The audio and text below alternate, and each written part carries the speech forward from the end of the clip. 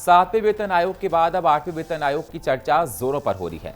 हाल ही में national council joint consultative machinery NCGCM की staff side ने 51 प्रश्नों पर विस्तृत मेमोरेंडम आयोग को सौंपा है। इसमें सबसे चर्चित प्रस्ताव न्यूनतम बेसिक सैलरी को वर्तमान 18,000 रुपए से बढ़ाकर 69,000 रुपए तक करने की मांग की है। ये मांग 5 यूनिट फैमिली मॉडल पर आधारित है, जो कर्मचारियों के वास्तविक पारिवारिक खर्चों को ध्यान में रखते हुए तैयार की गई है। 7वें वेतन आयोग ने 2016 में न्यूनतम बेसिक पे 7,000 रुपए से बढ़ाकर 18,000 रुपए किया था।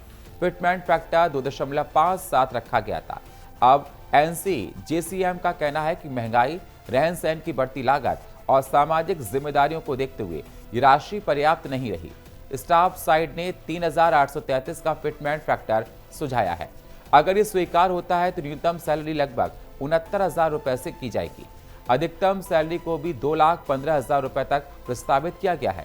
इस प्रस्ताव पर आधार 5 यूनिट फैमिली मॉडल है।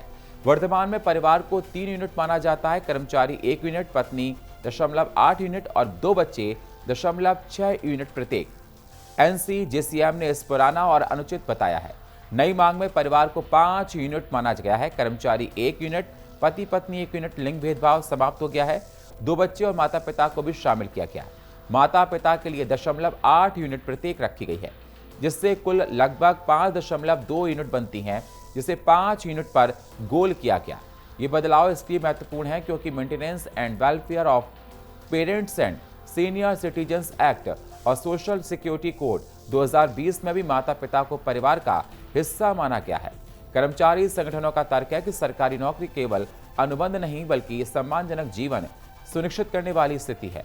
सुप्रीम कोर्ट के पुराने फैसलों का हवाला देते हुए उन्होंने कहा कि न्यूनतम वेतन केवल गुजारा भत्ता नहीं बल्कि गरिमापूर्ण जीवन का आधार होना चाहिए।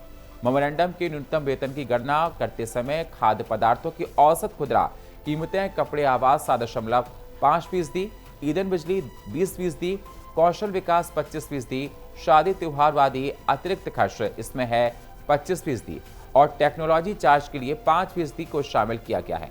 इससे न्यूनतम पे 69,000 रुपए निकला है। साथ ही सालाना इंक्रीमेंट को 3% से बढ़ाकर 6% करने, पे लेवल को 18 से घटाकर 7% करने, न्यूनतम 5 प्रमोशन सुनिश्चित करने और पुरानी पेंशन स्कीम OPS बहाल करने जैसी अन्य मांगें भी शामिल हैं।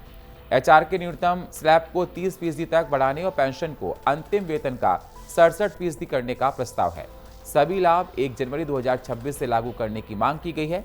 ये सिफारिशें लागू होने पर 50 लाख से अधिक केंद्रीय कर्मचारियों और पेंशन भोगियों के वित्तीय जीवन में बड़ा परिवर्तन आ सकता है। हालांकि अंतिम फैसला आयोग और सरकार पर निर्भर करेगा।